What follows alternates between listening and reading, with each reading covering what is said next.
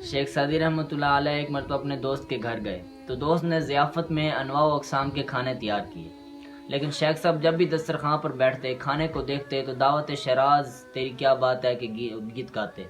تو دوست بڑا حیران ہوا کہ شاید میری کسی خدمت میں کمی رہ گئی ہے کہ جس کی وجہ سے میرا دوست شیراز کی دعوت کو یاد کر رہا ہے، تو اس نے کھانوں میں مزید اضافہ کر دیا۔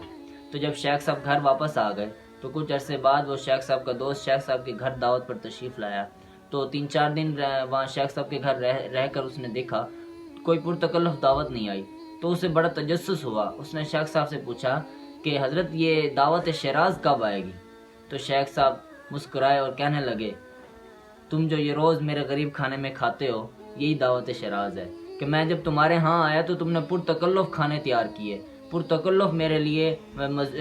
لذیذ کھانے تیار کیے۔ اگر میں کچھ دن اور رہتا تو تم اکتا جاتے اور اپنے اوپر مجھے بوجھ سمجھنے لگتے۔ اب تم جب میرے گھر میں آئے ہو تو میں نے کوئی تکلف نہیں کیا، جو میرے پاس تھا وہی جو میسر تھا وہی میں نے آپ کو پیش کر دیا۔ اب چاہے آپ میرے پاس 1 سال بھی رہ لو میں اکتاؤں گا نہیں، کیونکہ میں نے آپ کو اپنے اوپر بوجھ نہیں بننے دیا۔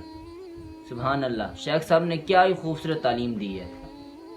کہ جب بھی کسی کی دعوت پر جائیں تو نہ خود پرتکلف بنیں نہ ان کو پرتکلف میں مبتلا کریں، پیار محبت کے ساتھ رہیں، ان کے ساتھ مانوس ہو جائیں اور ان کو دعاؤں سے نوازیں۔